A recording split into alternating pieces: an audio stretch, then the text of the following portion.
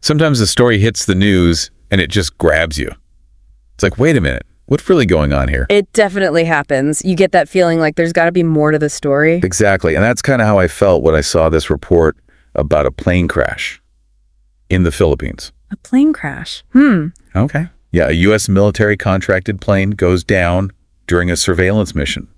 Tragically, one U.S. service member and 3 contractors lost their lives. Ah, I see what you mean. Sounds like there's a lot more to unpack there than just a simple accident. Yeah, and that's exactly what we're going to try to do today. Peel back the layers of this incident and figure out the bigger picture. What it means for the U.S., for the Philippines, for the whole region. I'm with you. So where do we start? Well, let's start with the basics. The plane went down in a rice field. A rice field. Yeah. Not some remote jungle area. We're talking less than half a mile from local farms.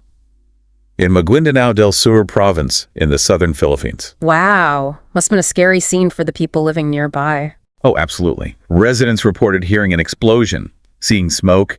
The plane just plummeted to the ground. I can't even imagine. So this was a military plane. What exactly was it doing there? Officially, it was on a mission to provide intelligence, surveillance, and reconnaissance support at the request of the Philippine government.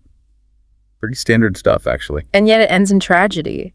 What a stark reminder that even these routine operations can turn deadly in an instant. And, this crash wasn't just a loss of human life.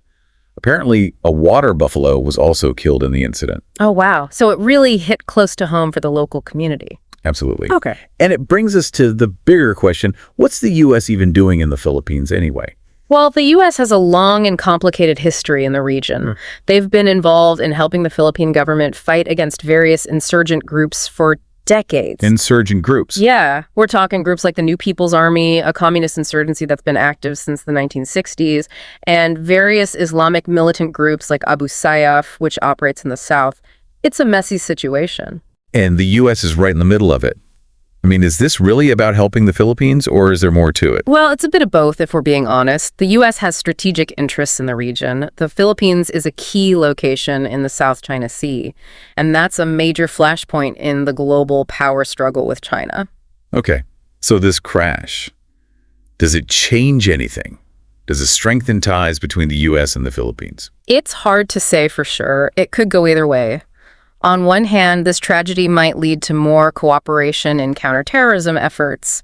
Both countries face similar threats, so there's common ground there. But couldn't it also go the other way? This crash happening on Philippine soil, doesn't that risk stirring up some anti-U.S. sentiment? It definitely could. There's a history of resentment toward U.S. involvement in the region. Some Filipinos see it as meddling or as a violation of their sovereignty. I remember reading about the closure of the Subic Bay Naval Base back in '92.